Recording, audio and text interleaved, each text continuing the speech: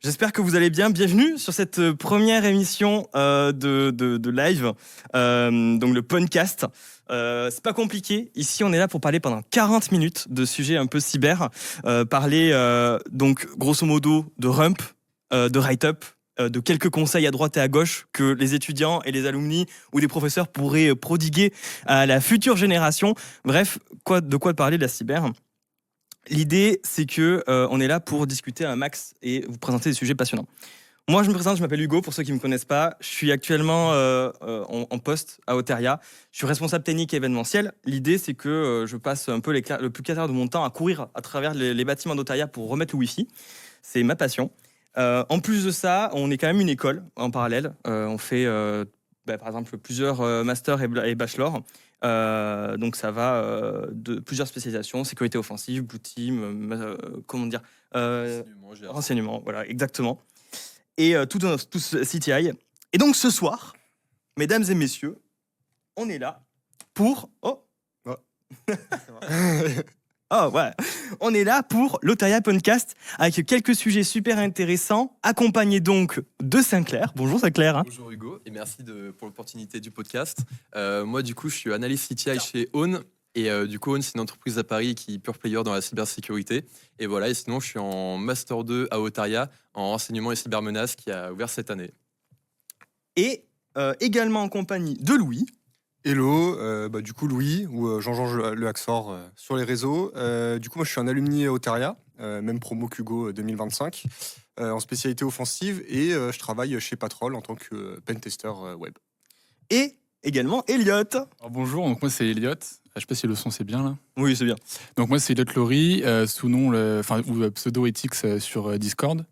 Je suis un simple B1 donc qui sort de lycée du coup. Et je suis aussi créateur de Tchal pour le CNC. Je sais pas s'il y a des futurs participants. Ouais, exactement. Non, je pense qu'il y en a pas mal.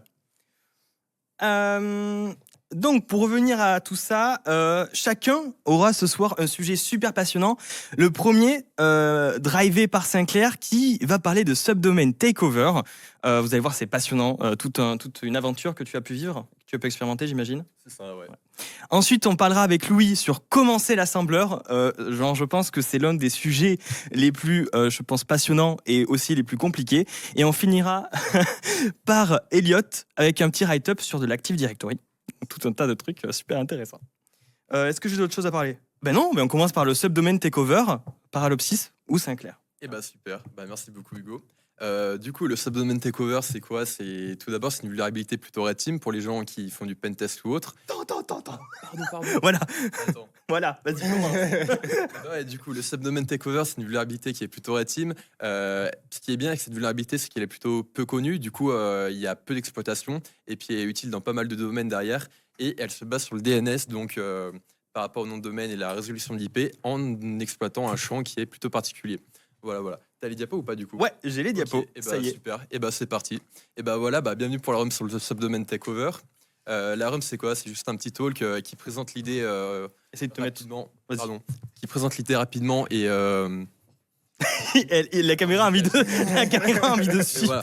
C'est C'est parti pour la RUM sur le subdomain takeover. Hop, je peux passer, génial. Donc, avant de débuter, il faut faire un petit rappel sur le DNS, parce que si on ne comprend pas, ça va être compliqué de suivre la diapo.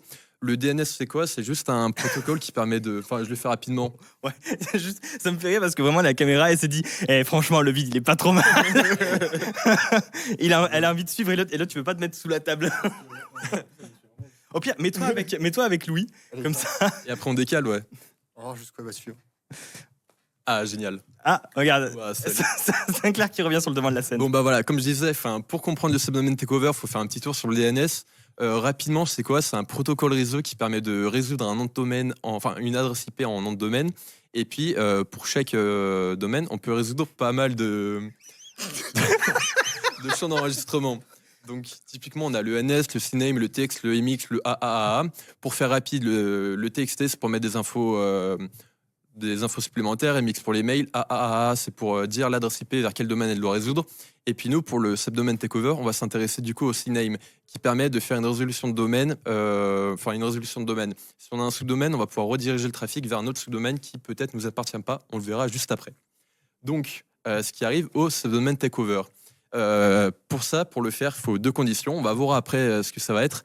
Mais globalement, l'idée, c'est que pour le faire, il faut avoir un CNAME qui pointe vers un service externe qui est non revendiqué ou provisionné. Et puis, un domaine du CNAME, la caméra fait n'importe quoi. Vraiment, elle fait des gauche-droite, c'est magnifique. Elle a une volonté propre. T'as Sinclair qui commence à partir sur le côté de la caméra, on le voit plus. Vraiment. Il a envie d'Eliott, c'est une dinguerie. Mais ouais, c'est trop les caméras. Enfin bref. Attends, tu veux pas continuer de décaler vers lui? Nickel. Bon, cette fois, peut-être aller à gauche ou à droite. Enfin, bref. Du coup, il faut un CNAME qui est pas provisionné ou revendiqué, et puis un domaine du CNAME, du coup la redirection, qui est expiré ou réclamable. Du coup, ça permet d'après de prendre le contrôle du sous-domaine, parce qu'indirectement, on va prendre le contrôle d'un autre domaine pour prendre le contrôle du sous-domaine de la victime qui va rediriger vers l'autre domaine. Enfin, on va le voir. Donc, le chemin d'exploitation, on va pas très bien, mais je vais l'expliquer, c'est pas très grave.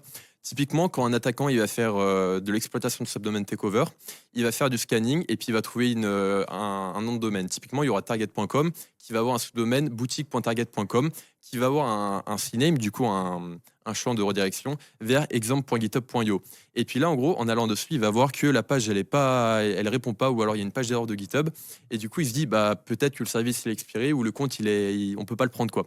Donc derrière, il va pouvoir créer un compte avec le nom exemple s'il n'existe pas, et puis créer un sous-domaine avec les GitHub pages par exemple, mais on peut aussi faire avec Amazon, avec des buckets, enfin n'importe quoi. Et du coup, il va créer la page exemple.github.io avec son domaine à lui, enfin sa page à lui, et puis après, ça va prendre directement le contrôle du domaine. Tout le flux de boutique.target.com, il va être redirigé vers, tout le flux de boutique.target.com va être redirigé vers exemple.github.io, et du coup, ça va être l'attaquant qui va prendre le contrôle du domaine. Donc voilà, du coup, après, il peut faire du defacing, il peut faire n'importe quoi, et puis il peut afficher une page comme il veut. Donc, pour détecter les subdomaines, c'est quoi? Souvent, on a des indicateurs, c'est-à-dire que là, on voit 3 pages. En haut, c'est les buckets Amazon, en bas à gauche, c'est les pages GitHub, comme je vous l'ai dit. Mais du coup, on voit bien que c'est des pages par défaut et qui disent le bucket n'existe plus, ou des trucs pour dire que le truc il est plus revendiqué. Donc derrière, c'est un premier signe d'alerte pour faire du subdomaine takeover. Après, pourquoi le subdomaine takeover c'est important? Là, on se dit c'est juste un domaine à prendre, mais en fait, il y a plein d'utilités derrière. Typiquement, on peut faire du bug bounty. Comme c'est une vulnérabilité qui n'est pas trop connue, et en fait, il y a énormément de cas trouvables en réel.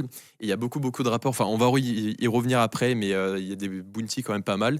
Le ASM, donc typiquement, si une entreprise veut faire de l'exposure, on va pouvoir trouver tous les assets. Et après, pour des personnes malveillantes, indirectement, ça va être du phishing ultra ciblé pour bénéficier un peu du nom de domaine véridique, atteinte à la réputation de la marque, fuite des clients, distribution de malware, etc., etc. Enfin, là, vraiment, on peut imaginer plein de scénarios différents. Donc après, pour des cas réels, là, il y en a 2, mais il y en a énormément. Donc typiquement, il y a Lamborghini qui avait un sous-domaine qui était subdomaine takeover, enfin si on peut le conjuguer comme ça. Mais live.lamborghini.com, on pouvait prendre le contrôle. Et pareil pour Uber, il y avait 3 pages, translate.uber.com, fruber.com, de.uber.com. Mais il faut savoir qu'il y avait aussi Starbucks, il y avait aussi le gouvernement américain, enfin il y avait énormément de choses derrière. Alors la question que je me pose moi, c'est que en fait c'est des choses finalement où les grosses entreprises, elles peuvent être soumises à ce genre de truc. Genre, c'est pas un truc où on se dit, j'en sais peu, les petites boîtes ou les startups, ça a été arrivé à Uber, quoi.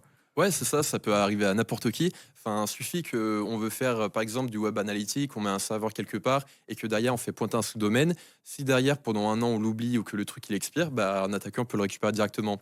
Il y en a beaucoup avec les entreprises un peu plus grosses parce que c'est eux qui ont une meilleure infrastructure derrière. Mais ça peut arriver aussi aux petites entreprises. Enfin, c'est vraiment de partout qu'on peut le retrouver. Ok, d'accord. Super intéressant.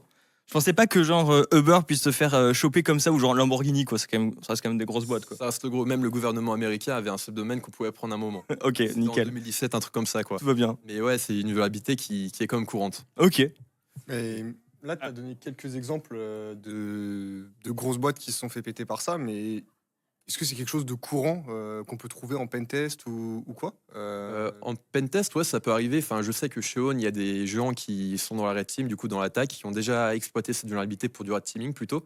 Mais ouais, c'est des trucs enfin, c'est pas courant, mais tu peux en trouver. Ok, d'accord. Et voilà. Et du coup, on y revenait tout à l'heure. On a vu que pour les personnes bienveillantes entre guillemets, on pouvait l'utiliser dans le bug bounty. Et là, on a clairement 5 L'argent. exemples. Ouais, l'argent. Évidemment. Évidemment, ça reste des fois un facteur important pour certaines personnes, mais du coup, ouais, c'est des rapports qu'on peut trouver sur HackerOne, etc. Si on tape juste subdomain takeover disclosure égale true, et ben là, on peut voir qu'il y a plein de rapports. Enfin, là, il y en a 5, enfin, il y en a 6 d'ailleurs, mais on peut en trouver pas mal d'autres. Et c'est des bugs, enfin, des bounties qui vont de 50 à 8 000 $ pour certains, donc des fois, c'est vraiment critique. Il y a Sigfol qui te dit merci Sinclair, je vais devenir riche. Bah ouais, bah super, merci Rémi. Oh, ça expose comme ça, putain. Hop. Et après, bon, bah, le subdomain takeover, c'est bien beau. On a vu comment ça marchait, mais comment on peut l'exploiter derrière, comment on peut le trouver. Je dis pas qu'il faut le trouver parce qu'il faut une autorisation derrière, mais voilà. Donc, il y a 3 grandes phases. Il y aura la phase d'énumération. Donc, typiquement, ça va être le but, c'est d'énumérer tous les sous-domaines, tous les trucs qu'on peut trouver à partir d'un domaine cible. Pour ça, on peut faire de l'actif avec Fuff et GoBuster avec des mots-clés personnalisés. Donc, ça va prendre des word lists et puis regarder tous les domaines s'ils répondent. Ou alors du passif, donc Asset Finder, Subfinder, Amas, Sublister, etc. Enfin, il y a plein de tools. Et après, pour trouver le subdomaine exploitable, là, on va devoir avoir un tool qui va regarder plutôt les champs DNS et voir s'il y a un CNAME qui est configuré. Mais du coup, on va avoir un tool GitHub qui s'appelle Subzy qui est plutôt pas mal, qui lui va prendre tous les sous-domaines et qui va regarder s'il est vulnérable. Et du coup, s'il est vulnérable, il va faire une petite alerte, etc. Et après, on peut aussi faire Nucleic, qui a un scanner de vulnérabilité qui est plus gros, qui est plus connu quand même. Et tu as des templates pour le subdomain takeover qui existent et qui sont très très bien. Et du coup, après, phase de vérification. Ah oui, pardon, excuse-moi. Ouais, dernier truc. Ouais, vas-y. Phase de vérification, c'est juste regarder le CNAME. Donc, avec une commande dig, on peut regarder, Alors. on peut regarder si l'enregistrement il existe bien, s'il est revendicable. Et voilà. Ok, bon. Donc la question que je me pose est une autre.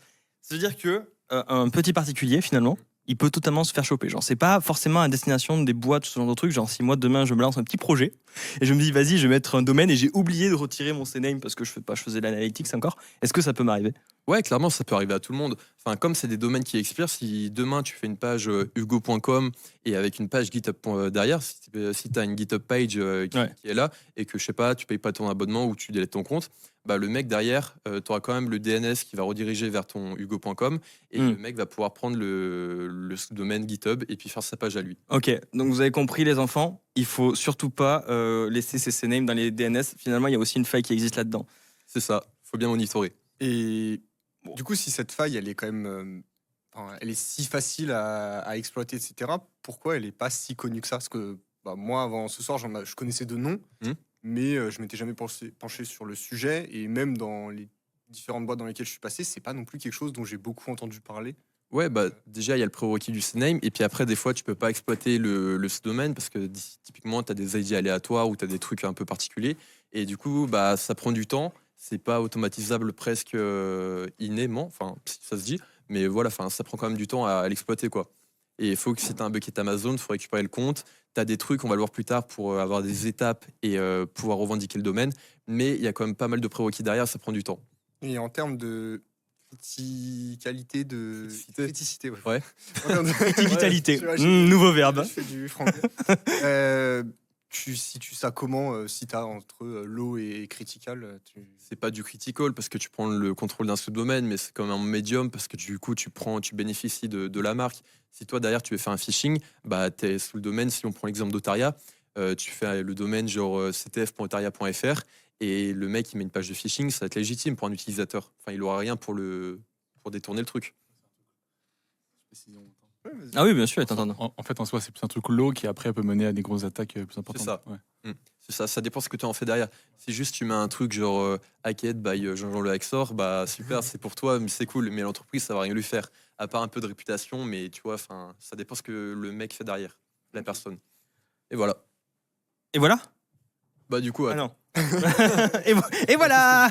Du coup, t'as quand même la phase de vérification et de réclamation. Du coup, là, on a trouvé le sous-domaine qui est exploitable. Et puis, il y a un GitHub qui est vachement cool pour exploiter. C'est canitakeover.xyz. Peut-être qu'il y en a certains qui connaissent, mais en gros, c'est un truc qui répertorie tous les buckets, toutes les pages qui souvent sont via un enregistrement, qui peuvent être menées à un enregistrement CNAME, et comment on peut prendre le contrôle du domaine. C'est-à-dire que pour GitHub page, on va avoir des bullet points 1, 2, 3, 4. 1, créer le compte, 2, revendiquer le domaine, 3, profiter, mais t'as pareil pour AWS, pour tous les trucs comme ça, quoi. C'est vraiment un tuto step by step pour comment prendre les domaines suivant les trucs. Mais voilà. Et du coup, ça, c'est pour revenir à l'outil Subzy, c'est le tool GitHub qui permet de, suivant des domaines, tu récupères ceux qui peuvent être vulnérables. Du coup, là, on a api.indestion.in. Ça, c'était pour un bug bounty. Mais du coup, il te redirige vers une issue GitHub, donc la 45, qui doit être celle qui est adaptée pour le synème qu'il y a derrière. Voilà. Et du coup, après, on peut aussi Alors, faire du... Attends. Ouais. T'es en train de me dire. Attends.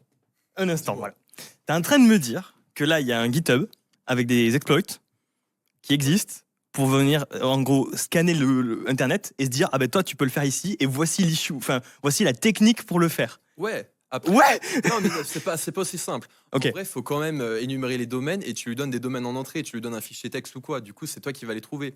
Mais après, oui, lui, juste, il fait du scanning de DNS et s'il voit qu'il y a un synème qui est mal configuré, il va te rediriger vers une issue. Ok. C'est comme ça. Donc ne le faites pas, on est d'accord. Hein, ici, on est là pour parler pour éthique, hein, évidemment. Mais ok, donc c'est-à-dire qu'il y a vraiment. Et c'est pas illégal de faire ça? Alors, c'est illégal si tu n'as pas l'autorisation, mais si tu as l'autorisation de l'entreprise ou quoi, tu peux le faire. Ok. En red team ou quoi, ou alors si tu parles à ton école pour prévenir des vulnérabilités, tu peux le faire. Ok. Et utiliser Subzy, c'est pas illégal. Exploiter le subdomain takeover, derrière, c'est illégal. Ok. Donc c'est-à-dire que là, demain, une personne pourrait tenter sur Oteria, tant qu'il ne me fait pas comment ça s'appelle, un subdomain takeover, tout va bien quoi. Bah, Tant, ouais, tant qu'il le fait pas vraiment. Hein. c'est ça, juste Ne il faites doit pas regarder pitié. le domaine, quoi. S'il fait du passif, derrière, il n'interagit pas avec Otaria, il Ok. n'y a aucun problème, quoi. Donc voilà. Ok, bon, d'accord, tu me rassures. Parce que demain, je sens que je vais avoir des oh, pas la bonne tête. Mais voilà, du coup, ça, on en revient à Subzy, on vient de le voir. Et après, on peut aussi faire du subdomain opportuniste. Ça, des fois, on peut l'utiliser pour le bug bounty encore. Mais en gros, c'est des requêtes Shodan. Shodan qui est un moteur pour trouver des assets un peu partout dans le monde, un moteur IoT, qui permet de trouver des IP explosés ou quoi. Et ça, c'est des queries qui permettent de trouver des patterns pour trouver des subdomain takeover. Donc là, il y en a pas mal, mais voilà, il faut bien l'utiliser en connaissance de droit et pour un bug bounty ou si on a l'autorisation derrière. Et voilà, juste un dernier mot, c'est sur Can I Takeover XYZ. Ça, c'est le GitHub, c'est une présentation de la page. En gros, à gauche, on a la description avec toutes les issues. Et par exemple, ça a tout listé. Là, on a quoi? On a AWS, Agile. Enfin, j'arrête pas à tout lire à l'UMAI. Et en gros, ça va te lister si c'est vulnérable ou pas avec un carré vert. Et si c'est vulnérable, on va pas à droite, mais il y a un lien pour une issue, comme on a vu tout à l'heure avec la 45, vers l'image de droite, où là, on a toutes les steps pour revendiquer le domaine. Donc voilà. Et puis après, quelques recommandations. C'est pour les mecs qui sont derrière à l'infrastructure et tout.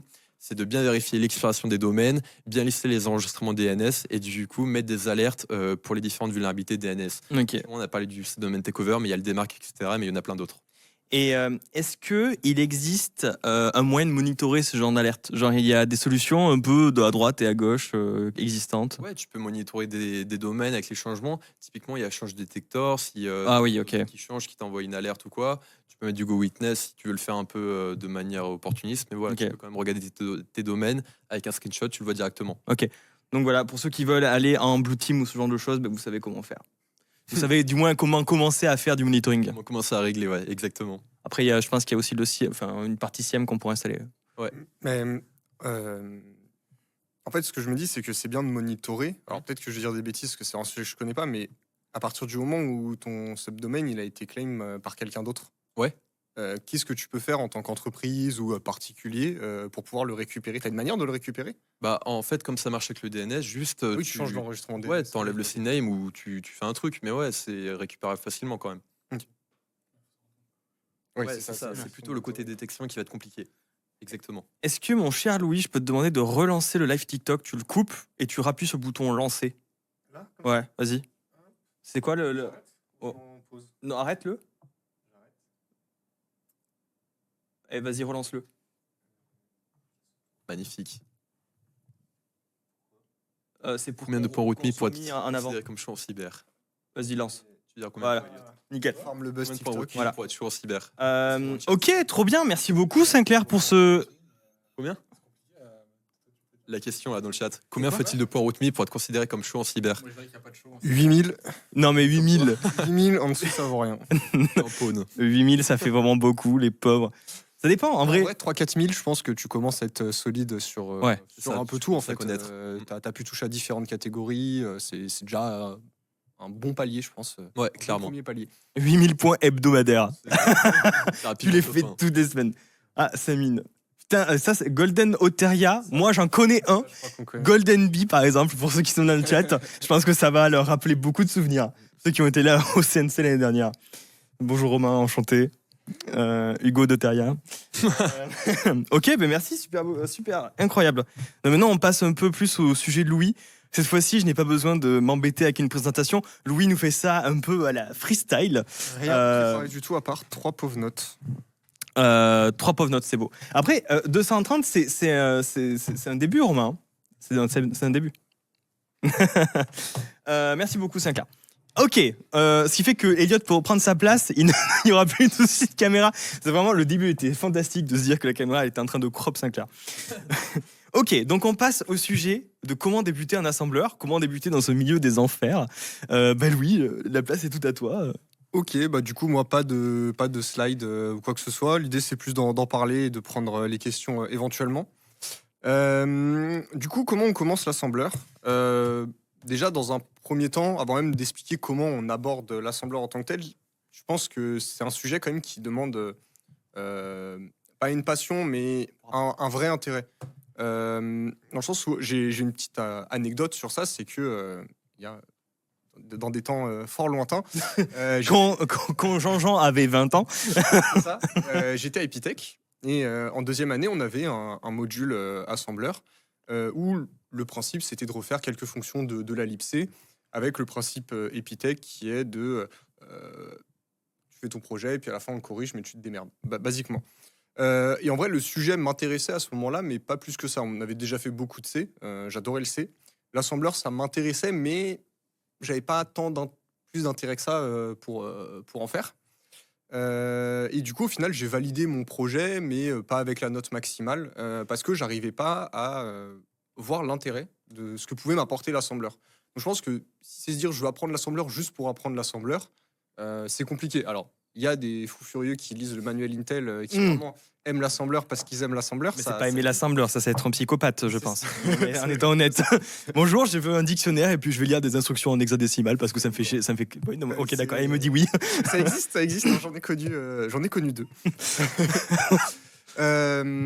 Donc ouais, je pense qu'il faut déjà avoir une bonne raison de commencer, que ce soit juste pour comprendre comment ça fonctionne un programme en fait lorsque c'est lancé, comprendre un peu comment ça fonctionne un processeur, pour pouvoir éventuellement s'en servir pour avoir des meilleures bases en reverse, que ce soit pour du reverse de malware ou pour de la recherche de vulnérabilité.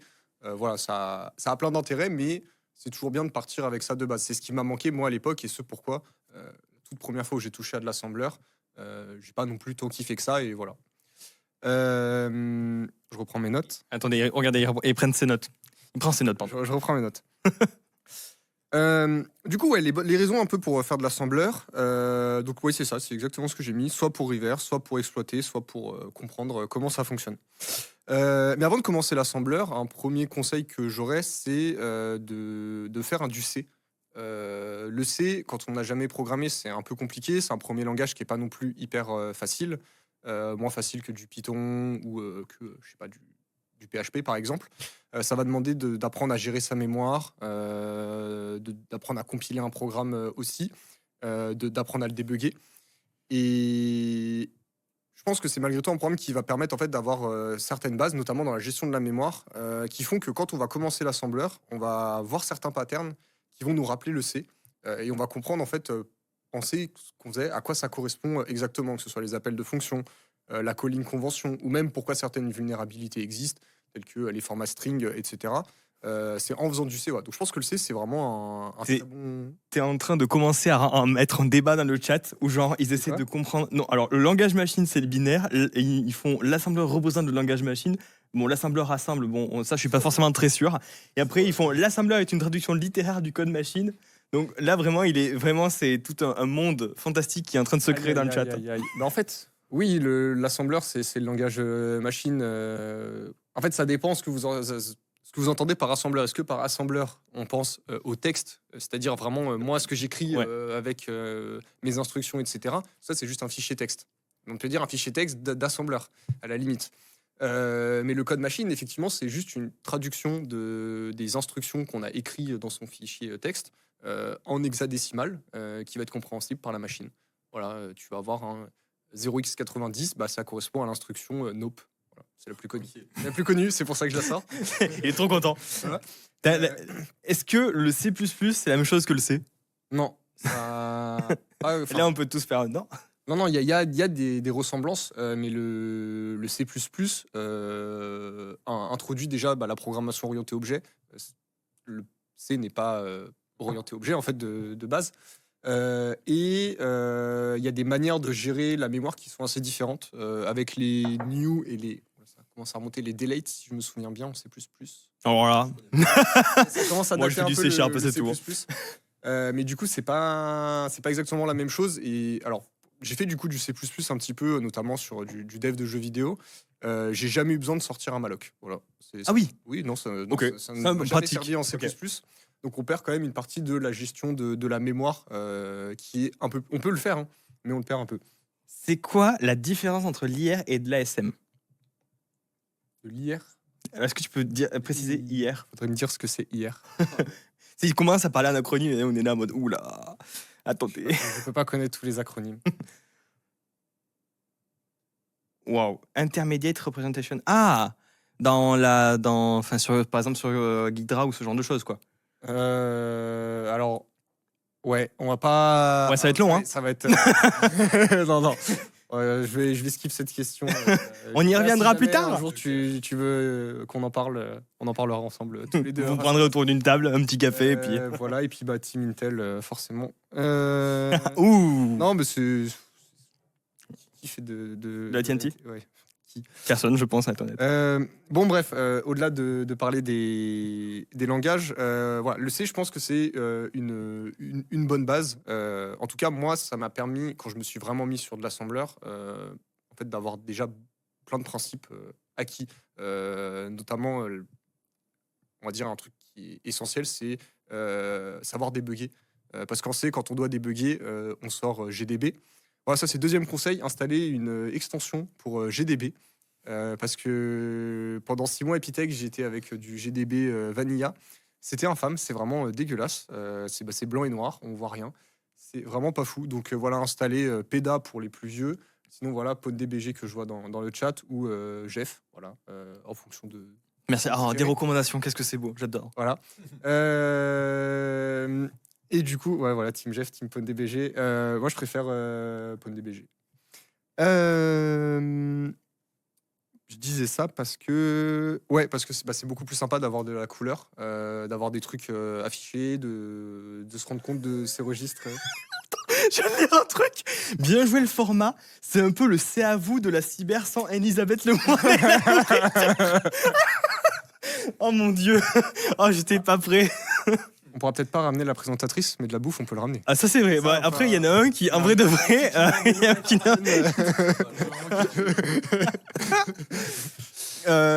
question. Radar2 ou GDB, GDB. Jeff ou PonDBG, PonDBG. Top, je l'ai dit plein dans les gants. Nickel. On va y arriver. Du coup, oui. Donc, ouais, prenez GDB parce que vraiment débugger avec GDB Vanilla, c'est dégueulasse. Donc, voilà. Ça, c'est le deuxième conseil qui déjà, je trouve, ça donne envie en fait de débugger. Et du coup, ouais, débugger en C, c'est hyper cool parce qu'en fait, vous allez voir des patterns quand vous allez débugger, des patterns assembleurs. Au début, vous n'allez pas savoir ce que c'est, mais petit à petit, c'est des choses qui vont rentrer. Vous allez savoir qu'en début de fonction, on va avoir un prologue. Vous allez voir qu'à la fin de la fonction, on va aussi avoir live et ret quasiment à chaque fois. Vous allez voir ce qui se passe exactement en mémoire en fonction des instructions. Moi, c'est principalement comme ça que j'ai appris l'assembleur. C'est pas je me suis dit, je vais apprendre à coder en assembleur spécifiquement. C'est vraiment parce que le pawn et le reverse m'intéressaient et que je voulais m'améliorer là-dedans. Que du coup, je débuguais mes programmes, je débuguais mes exploits. J'essayais de comprendre en reverse où était la condition qui me permettait de choper le flag. Et en fait, à force de voir des instructions, des patterns, etc., quand je m'y suis plongé un tout petit peu plus, c'est venu relativement vite. Je dis pas que je suis non plus un expert de l'assembleur, mais aujourd'hui, globalement, quand je dis du code assembleur, je comprends ce qui se passe, à part sur des instructions assez obscures. Wow, putain, ça sont des questions. Wow. Non, mais ça, c'est Lucas, il troll. Des idées de projet en ASM, en vrai. T'as un projet d'introduction pour les gens qui ont vraiment envie de se lancer. Ouais, justement, j'allais. Ah, Là, c'est putain. bon, ça pré-shot. Ça préchote, c'est beau. Je réponds à la question de Lucas ou pas sur la différence entre. La SLR, le KS. Ouais, vas-y. Yeah, la SLR, ça randomise les adresses de ton programme, enfin les adresses de la stack et de la libc, principalement. Ensuite, KSLR, on va dire que ça randomise les adresses kernel. Et PIE, ça randomise les adresses propres à ton programme, donc la section .text, .data, raw data, etc. Voilà, je merci. suis pas Merci, complet, voilà. merci Lucas pour ces questions fantastiques. Du coup, ouais, idée de projet. Là, donc c'est là où j'allais en venir. Comment qu'on commence l'assembleur pour de vrai? Alors, pour moi, il y a deux teams. Il y a ceux qui aiment le dev, c'est-à-dire que vraiment développer, c'est un plaisir de balancer son code, faire son programme, voir que ça compile, etc.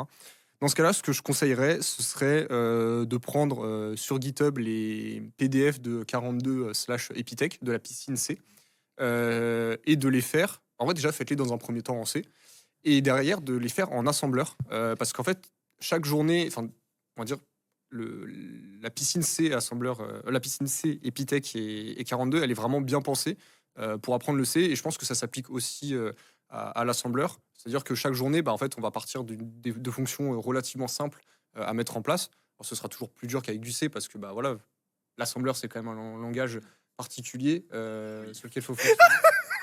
Pardon. Excusez-moi. Il y a une référence vraiment obscure qui vient de sortir là.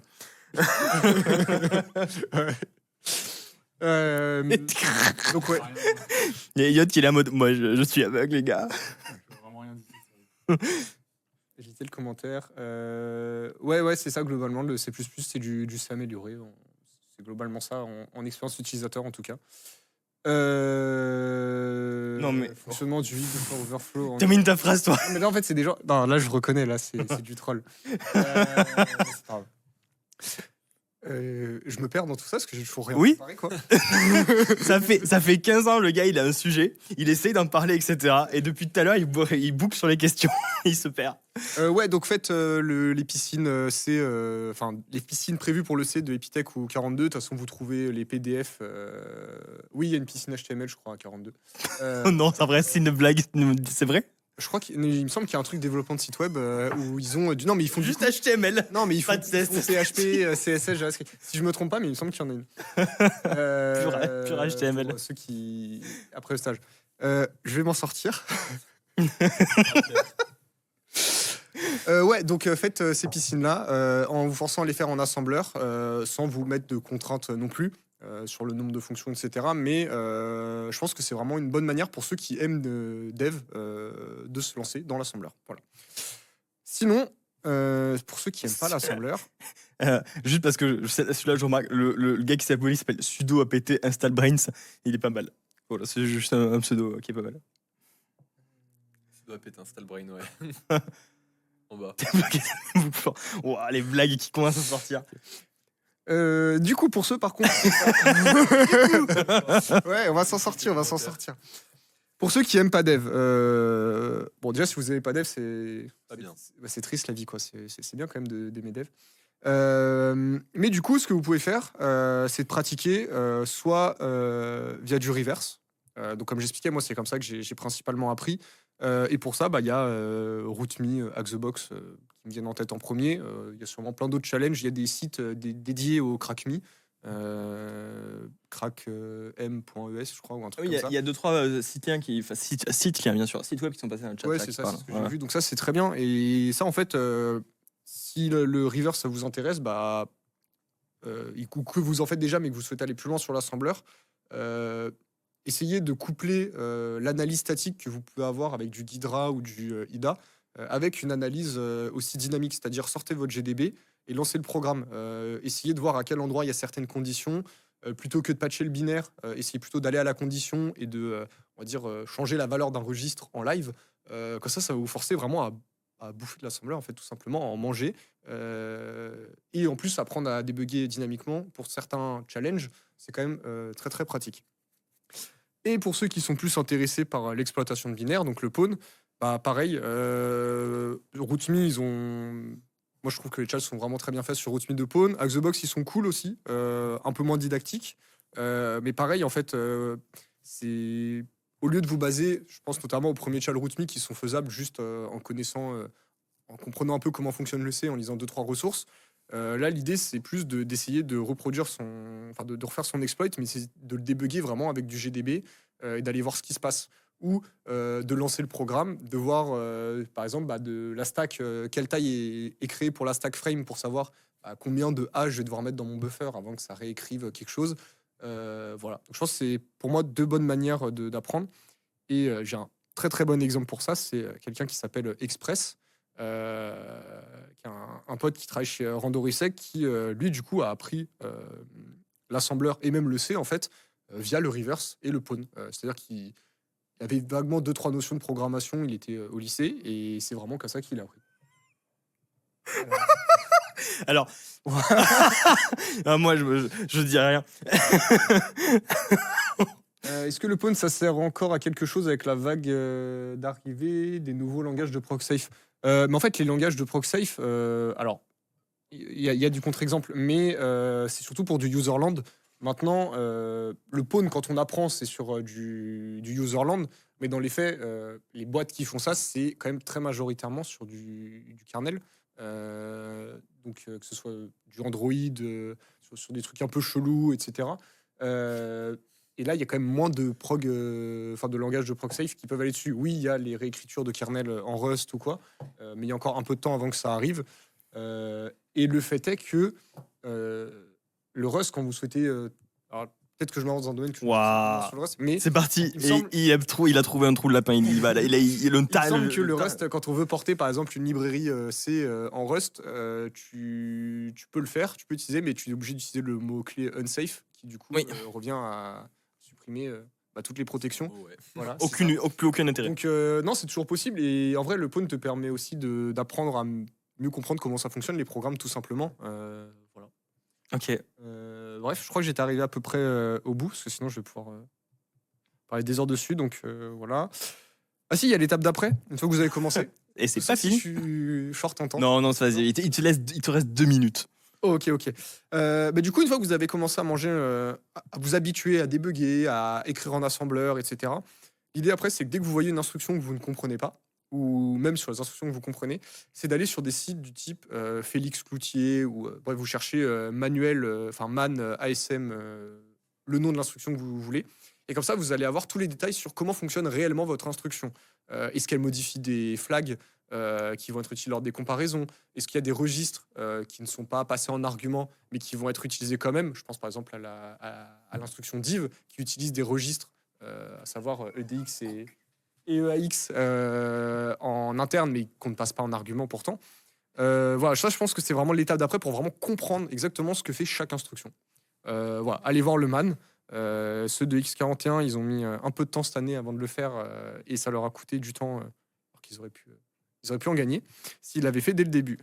Et sinon, une très bonne ressource, c'est Hackendo pour comprendre un peu les principes. Alors là, c'est un peu plus orienté exploitation de binaire, mais ça permet de comprendre des grands principes qu'on retrouve en assembleur, comme la stack notamment.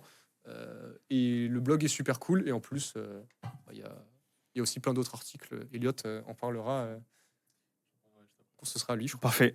Voilà. Enfin, quand Louis aura décidé de rendre le micro. Ouais. Attends, Un grand merci à l'équipe technique. Ouais, l'équipe technique, c'est Hugo qui passe devant la caméra et qui appuie sur le bouton sur l'ordinateur. Ils sont encore en train de débattre sur C ou C++. Ouais, c'est là, en fait, on les a lancés dans un truc. Enfin, tu les as lancés dans un truc et maintenant ils sortent plus là.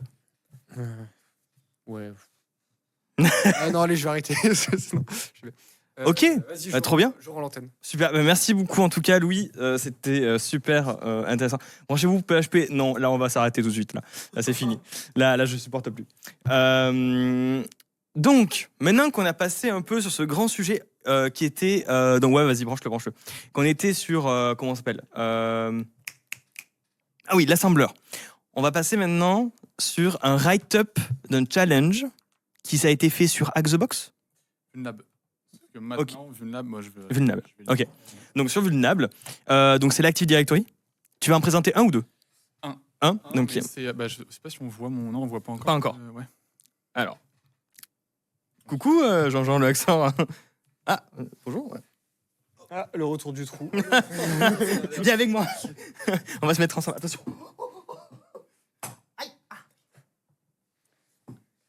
Est-ce que pour apprendre l'assembleur, il faut aller aux US? C'est ce que quelqu'un m'a dit en tout cas. Quelqu'un m'a dit qu'en France, on savait pas apprendre, donc aller aux US. Donc, Moi, c'est ce qu'on appelle une chain. Je sais pas si certains ont fait des prolabs sur Axebox. En fait, là, ça va plus être un mini prolab. Donc, en fait, ce n'est pas une machine, mais un ensemble de machines connectées entre elles, on va dire. Donc, un mini prolab, parce que là, il y aura deux machines, une Linux et une Windows. Donc, il faut savoir que là, la machine, du coup, la chain en question a été faite sur VuneLab et qui est maintenant a été migrée sur. En fait, je vois pas les questions. Donc, rien contre toi, T'inquiète, truc. c'est des questions intéressantes, on te les fera. On te les donnera. Nous, on rigolera. Et puis, s'il y a un truc vraiment intéressant, on te le dira. très bien, très bien. Donc, donc malheureusement, c'est une question d'argent, je pense, mais malheureusement, VuneLab a été migré sur Xbox. Voilà, il faut savoir que le créateur de VuneLab était un ancien membre, pas un employé, mais quelqu'un qui faisait les machines. Apparemment, contributeur, juste, il faisait les machines, il les faisait tous les samedis. Pour ceux qui connaissent HTB, il y a une machine qui sort tous les samedis.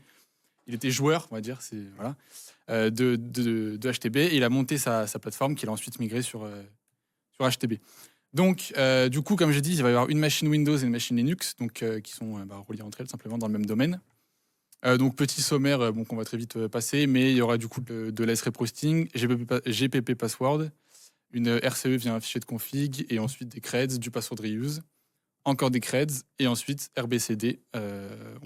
On verra plus tard. Juste avant de commencer, petite question. Putain, je suis trop con. Je t'ai fait cramer pour la licence Windows dans le chat. C'est fini. Voilà, en fait, franchement, avant le live, il me fait est-ce que tu penses qu'on va me dire la licence Windows? Je fais, en principe, non, ils en Il faut foutent. savoir que j'ai vraiment pris ce PC pour faire des labs AD en local, donc non, j'avais la flemme de mettre Windows. Voilà. Legit. Voilà. Je comprends. Et donc, grande question, c'est pourquoi tu as voulu faire ce write-up? Alors, tout simplement parce que c'est l'une des premières machines chain que j'ai fait sur VuneLab. Je l'ai faite il y a genre 1 an. Je l'ai refaite à l'occasion pour le cast. Mais c'est une machine que j'ai fait il y a 1 an et c'était, je crois, ma première ou deuxième machine sur VuneLab. Et parce que je l'aime bien, et voilà, c'est tout. En vrai, c'est juste parce que je l'aime bien, parce que c'était ma première. Quoi. Voilà. Bon, mais très bien. Machine un peu sentimentale. Ah non, pas moi. Donc du coup voilà, donc ça c'est tout. Donc là c'est le premier screen. Je confirme, il va y avoir beaucoup de screens de mon écran en fait quand j'ai refait la machine pour expliquer un peu. Donc là on est sur la machine Linux et j'ai oublié de préciser pardon. J'ai oublié de préciser pardon. Dès le début de la machine, on nous donne un compte pour se connecter à la machine Linux en SSH. Donc là du coup j'ai le compte Pentest comme vous pouvez voir à gauche. Normalement, il voit mon curseur. Ouais, il voit ton curseur. Ouais. Comme on voit ici. Donc là, on a l'IP de la machine Linux et ensuite l'IP de la machine Windows qui finit par .21 et Linux.22. Donc là, je lance un fscan pour du coup scanner tous les ports ouverts sur la machine Windows. On peut voir qu'il y a un site, le port 80, donc un site web. Donc là, premier step où il y aura de l'SREP hosting. Donc, et là, il y a ma grande question. J'imagine. C'est quoi l'aspect de roasting? Alors du coup, j'ai bien mis du coup les deux schémas. En fait, à gauche, du coup, ils voient mon curseur, donc nickel. À gauche, c'est ce qui se passe de base par défaut. En fait, on va d'abord, il va y avoir ce qu'on appelle la pré-authentification quand on va venir s'authentifier auprès du KDC, qui est le Key Distribution Center. Les deux screens sont tirés du coup du blog dont a parlé Louis avant, Hackendo. Donc, si vous voulez voir comment Kerberos fonctionne, ce que j'aurais peut-être pas le temps là d'expliquer, il explique extrêmement bien et dont la SREP hosting. Donc, en fait, le protocole Kerberos, on va dire, est composé en 3 grandes étapes. Et là, c'est lors de la première étape pour demander ce qu'on appelle un TGT, Ticket Granting Ticket. En fait, on va d'abord avoir du coup une pré-authentification dans laquelle on va prouver en fait qu'on connaît bien le mot de passe de l'utilisateur et qu'on est bien celui qu'on prétend être. Et ensuite, le KDC va nous répondre avec la réponse KRB ASREP, avec du coup le TGT qui est valide. Et ensuite, avec ce TGT, on pourra lui demander un ticket de service. Sauf que il arrive que dans certains cas, comme on voit à droite, la pré-authentification soit désactivée sur des comptes. Et du coup, on peut tout simplement récupérer la réponse KRB ASREP sans pour autant donner de valeur avant et envoyer la réponse KRB ASREC. Donc c'est quand la pré-authentification est juste désactivée, en fait, on peut récupérer cette valeur. Sauf qu'en fait, cette valeur, dedans, il va y avoir une clé de session et un timestamp. Et en fait, ça va être chiffré avec le HNT du user. Et du coup, si on récupère ça, et en fait, on va pouvoir le crack en offline, donc sur notre machine. Donc la réponse, c'est la grande valeur que vous voyez ici. En fait, avec ça, on va pouvoir le récupérer en offline et le crack. Et du coup, potentiellement récupérer le mot de passe de l'utilisateur, si le mot de passe est faible, bien entendu. Comment tu fais pour crack ce genre de choses? En fait, ça consiste en quoi, ça? Avec H4 ou John, c'est juste un H en fait, qu'ensuite on donne à H4 ou John, et lui, il capte le format direct et il le pète. Quoi. Il le pète en quoi? C'est du brute force. Juste, il va tester. Voilà, c'est tout. Et c'est quoi que ça donne en sortie? Le mot de passe, je sais pas Ok. si c'est très clair. Si, ça teste des mots de passe. Ouais, voilà, oui, c'est fois, tout. bon. Oui.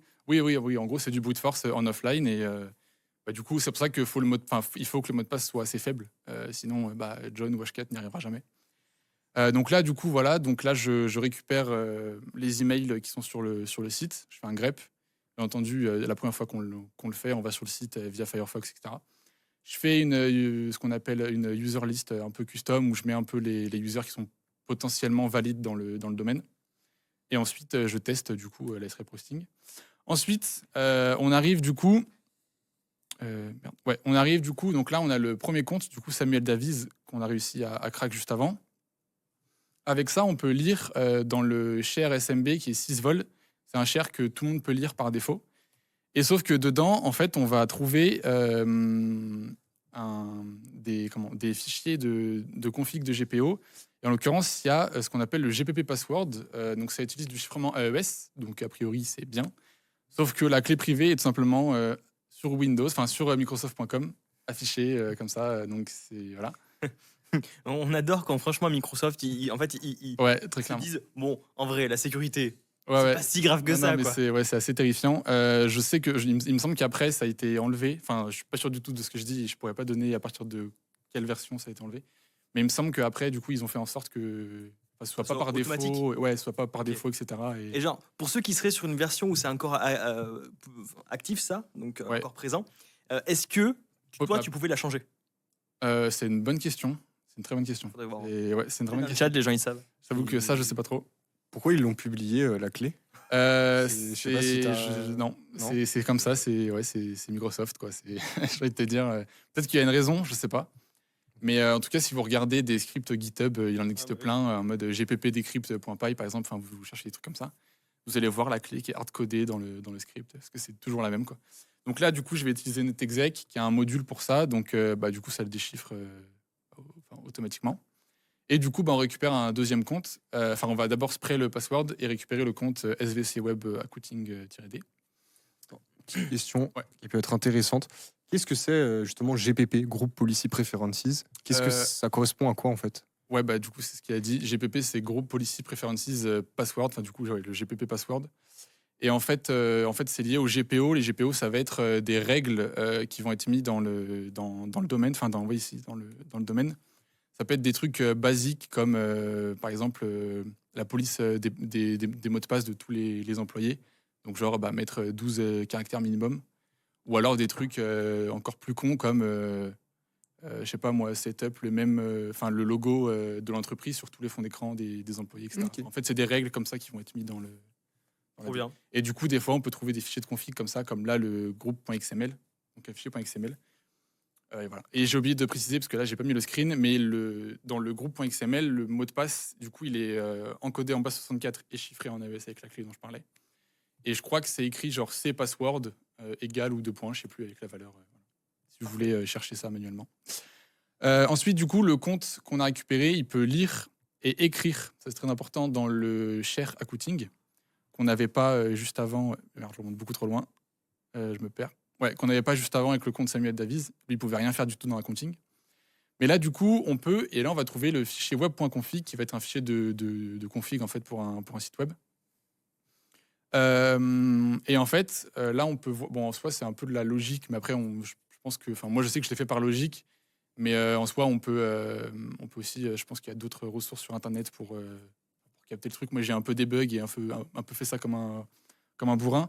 Mais là, on peut voir processpath.net et il prend comme argument une DLL. Du coup, moi, j'ai juste changé ça et mis du coup PowerShell. Et ensuite, j'ai mis un script, un reverse shell en PowerShell encodé en base 64.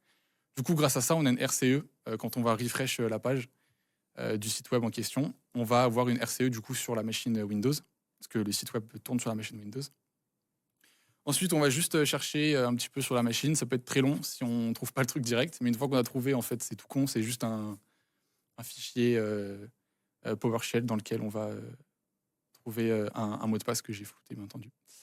Donc voilà, avec ça, on spray le mot de passe et ensuite, je ne sais pas si c'est.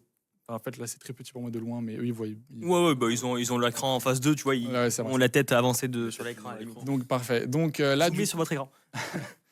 Donc là, du coup, on va pouvoir spray le password sur la machine Linux. Et du coup, avec ça, on peut devenir root parce que tout simplement, si on fait un sudo L, le user tiré du bas local, il a tous les droits sur la machine. Donc, on a root, on a pawn la première machine qui est la machine Linux. Ensuite, on va venir spray ce mot de passe, mais sur la machine Windows. Et là, du coup, on peut voir que Julien. Quand tu dis spray, c'est pour faire quoi, grosso modo? C'est juste tester le mot de passe sur tous les utilisateurs du domaine. Ouais, ok. Voilà. Chose que je voulais préciser et que je me suis rendu compte que j'ai pas mis le screen, mais du coup, une fois qu'on a un premier compte, donc vraiment au tout début, dès qu'on a Samuel Davies, là, le fichier user.txt, là, je l'ai récupéré au début juste avec les comptes email que j'avais trouvés sur le site. Mais une fois qu'on a un premier compte dans le domaine, on peut juste, pareil, utiliser netexec.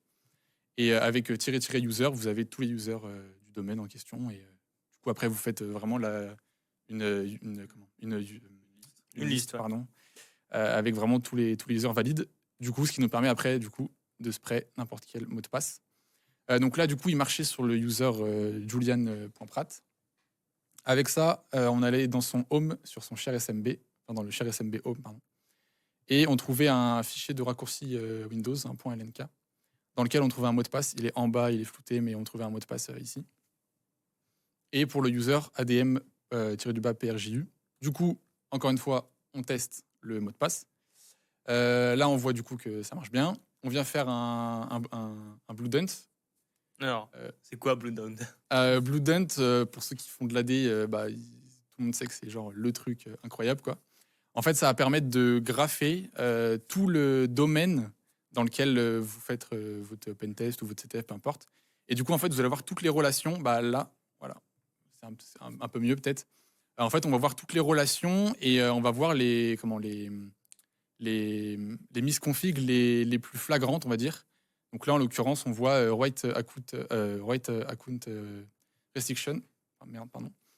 Si par exemple un utilisateur peut changer un mot de passe, on va le voir aussi. En fait, c'est vraiment pour grapher tout le domaine et pour voir tout ce qu'il y a dans le domaine, les différents users, les différents groupes, etc. et toutes les relations qu'il y a en fait entre les objets du domaine.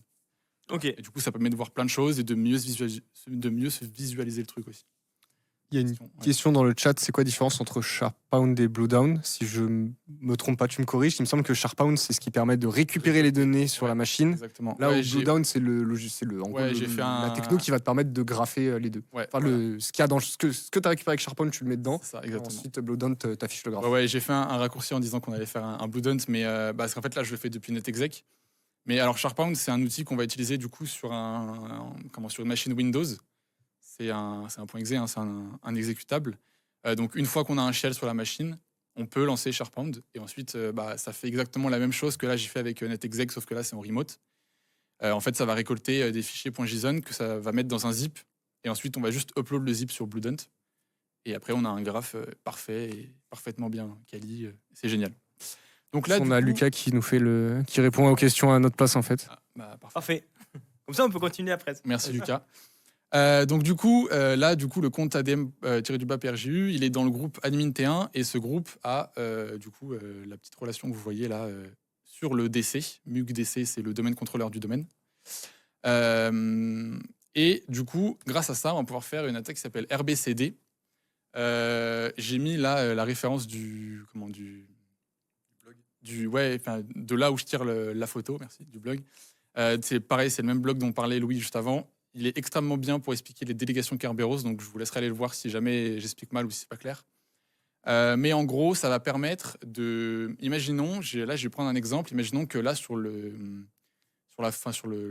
schéma là, que vous voyez sous vos yeux, le serveur 1, ce soit par exemple un serveur sur lequel un service web tourne.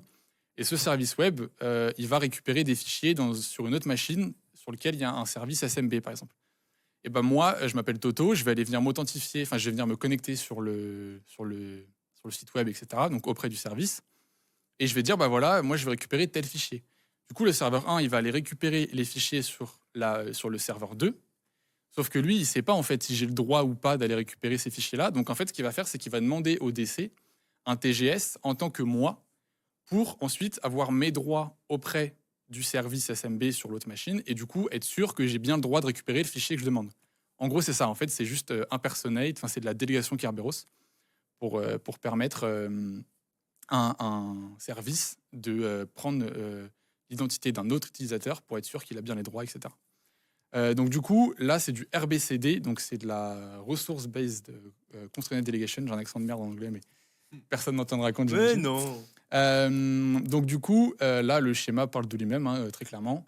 En fait, quand du coup le serveur 1 va aller demander un TGS pour ressource B en tant que Toto, voilà, c'est écrit user, mais on va prendre le nom Toto.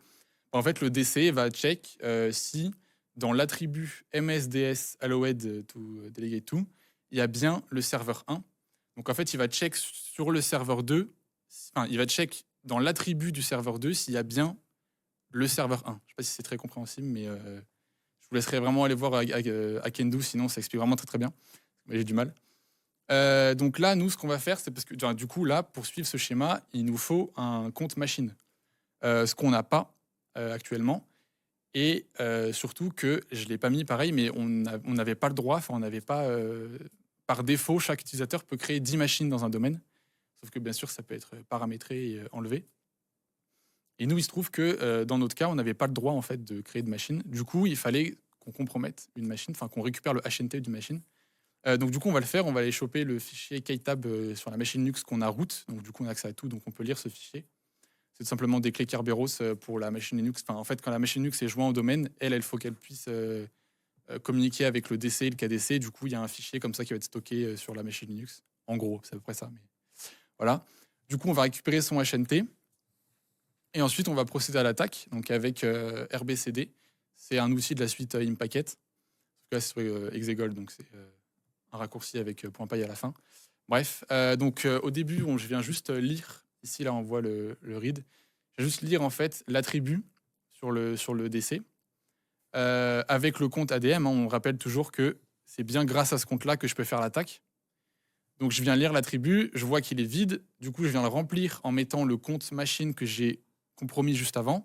Je viens mettre le SID de la machine que j'ai compromis, enfin dont j'ai le HNT, dans l'attribut du DC. Enfin, je sais pas si c'est très clair. Vous savez, il y a un truc qui me fait dire que je sais pourquoi, en fait, c'est Microsoft. Le nombre d'acronymes qu'il y a chez Microsoft, c'est une dinguerie. Ouais, peut-être que Depuis tout à l'heure, tu parles pas en phrases et en mots, tu parles en lettres.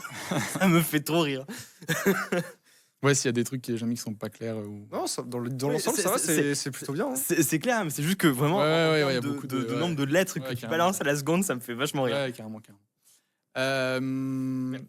Donc du coup, là, je viens ajouter le SID. Non, vas-y, continue. Ah, pardon. Ah, t'inquiète. Donc du coup, là, je viens ajouter le SID du... Bon, enfin, je me répète, mais c'est pour être sûr que tout le monde ait compris. Dans l'attribut en question, dont le DC va aller check s'il y a bien le... Enfin, non, attends, c'est pas clair, en fait. Bon, je reprends du début. Je me suis rendu compte que... Ouais. Bon, en fait, simplement, je vais juste ajouter le SID de la machine que j'ai compromis dans l'attribut en question qui va me permettre ensuite de faire de la délégation Kerberos. On va juste dire ça, ça va être beaucoup plus simple. Donc, du coup, je l'ajoute sur la deuxième commande que vous voyez ici. Donc, en soi, c'est la même commande qu'en haut, juste au lieu de read, je mets write. Et ensuite, avec getST, toujours la suite Impacket, je viens du coup impersonate l'admin ici. C'est administrateur, hein, juste sur la chaîne, il a été remplacé par le nom tiré du bas admin, mais c'est exactement le même compte. Du coup, je viens impersonate l'admin auprès du DC en utilisant le compte machine que j'ai compromis juste avant. Voilà. Et ensuite, bon, là, il y a l'attaque en plus gros. Et ensuite, avec ça, du coup, j'ai un C-cache qui est valide en tant qu'admin et je peux faire un pass de cache et après, je peux dump la NTDS. Là, j'ai dump la NTDS et là, je suis DA et domaine admin et j'ai tout. Voilà. Félicitations, trop bien. Merci Voilà, beaucoup voilà, pour voilà. cette rump incroyable. Rump, write-up, on aurait dit trop une rump en fait. Mais super write-up. Voilà, en tout cas, juste je me permets, parce que du coup, ça coûte plus cher sur HTB, parce que HTB c'est Axobox au cas où. Sur Axobox, ça coûte plus cher qu'avant sur VuneLab. Mais si vous avez les moyens, prenez le VIP de HTB, parce que si vous voulez faire ce genre de machine, bah, du coup, vu que maintenant c'est plus sur VuneLab et c'est sur HTB, bah, faites-le, parce que vraiment, c'est super rentable, surtout si vous kiffez la D. Moi, à l'époque, quand un pote m'avait parlé de VuneLab, moi j'avais pris l'abonnement direct. Et la qualité des machines, enfin de tout en fait, c'est juste incroyable. Le mec qui fait ça, il est passionné et c'est incroyable. Voilà, je suis pas du tout sponsorisé, mais si jamais vraiment vous kiffez la D, prenez. C'est Il y a rentable. des environnements plus complexes que ça ou pas? Genre avec vraiment, je sais pas, peut-être 5-6 machines. Bah, alors ça, c'est les Red Team Lab. Ça, pour le coup, c'est sur VuneLab, ils sont vraiment rares. Bah, en fait, il faut voir ça un petit peu comme des ProLab sur HTB. D'ailleurs, il y en a un ou deux, je crois, ou un peu plus, je sais plus, qui ont été migrés du coup maintenant sur HTB en tant que ProLab. Et qui Mais, viennent de VuneLab. Ouais, qui viennent de VuneLab. Ouais, en fait, il est vraiment en train de tout migrer genre sur HTB. Je pense Ok. qu'ils ont donné un bon billet pour que voilà. Ouais. Ok, d'accord. Mais en fait, bah, du coup, les chains sont maintenant considérés comme mini ProLab sur HTB. Les machines sont migrées comme des machines normales sur HTB. Et les Red Team Lab sont migrés comme des vrais et gros ProLab sur HTB. Je sais pas si... Ah, parce que je m'étais demandé, en fait, il y a pas longtemps, j'étais retourné sur HTB, je m'étais dit, mais j'ai l'impression qu'il y a beaucoup plus de ProLab De qu'avant, ProLab, parce que dans ma c'est- tête, avant, il y avait Dante, Zephyr, exactement, voilà. Ouais, il y en avait APT Lab, il y en avait vraiment, genre 4 ou 5. 4, ouais. Voilà. Et là, je suis revenu voir, et puis je vois, maintenant, ils sont à une dizaine, je crois, un truc Ouais, comme ouais, ça. Je me carrément. suis dit, ça sort d'où, en fait? Comment ça Ouais, se ouais. fait qu'il- Bon, alors Ok. après, D'un coup, ouf. en fait, tout vient de VuneLab à peu près. Alors, ils en ont rajouté deux ou trois, je crois, HTB. Mais sinon, bah, il y a Ifrit. Ifrit, c'est le vrai gros ProLab qui est actuellement sur HTB. De niveau easy, mais franchement, c'est pareil, un VuneLab, là, c'est niveau medium, ce que je vous ai montré. Mais il y a des trucs, des fois, c'est niveau hard, en fait, c'est niveau insane sur HTB. Enfin, il y a vraiment un gap entre HTB et VuneLab. Ok. On peut voir ça vraiment, par exemple, quand on commence, on dit, ouais, bah, allez sur Try Avec Me et n'allez pas directement sur HTB, parce qu'HTB, il y a vraiment un gap entre les deux, quoi. Ouais. Bah, VuneLab, il y a encore plus un gap, je trouve. Ça fait vraiment Try Avec Me, HTB et VuneLab. Ok. Ok. Je trouve qu'il y a vraiment des trucs sur VuneLab qui sont vraiment très poussés. Et bah, par exemple, les Red Team Lab, comparés aux ProLab, c'est un truc de ouf. Genre. Les ProLab, c'est instable. Des fois, il y a des trucs, c'est un peu nul et tout, alors que vraiment, les Red Team Lab, c'est incroyable. Ok. Ouais, Bah, super. Si vous avez Merci les sous, beaucoup. Ouais. Ouais, il faut. Ouais, Ça s'il faut. coûte Bon, en vrai, On ça va va, faire c'est pas. passer ça en frais de société. Franchement, en vrai, Les- c'est pas si cher que ça. Les ProLab, si, quand même. Genre, c'est 50 quoi balles par mois. 50 balles par mois. Ça va, c'est pas. Ouais, enfin, à l'époque. Ouais, mais toi, t'as un taf. Mais toi aussi, t'as un taf. Moi aussi, oui. Tout le monde n'a À pas de l'époque, taf. sur VuneLab, pour 90 €, si je dis pas de conneries, pendant un an, vous Ah oui. avez accès à tout. Ah, ok, Red d'accord. Team Lab, Machine Chain. Ok, ouais, non, c'est pas la. c'est pas la- Ou un peu plus, je crois, mais c'était genre 120 max, je crois. Je dirais entre 90 et 120. Ok. je me rappelle Ah oui, plus effectivement, exactement, mais ouais, c'était vraiment rentable de ouf. Là, maintenant, c'est 50 par mois. Ouais. Bon.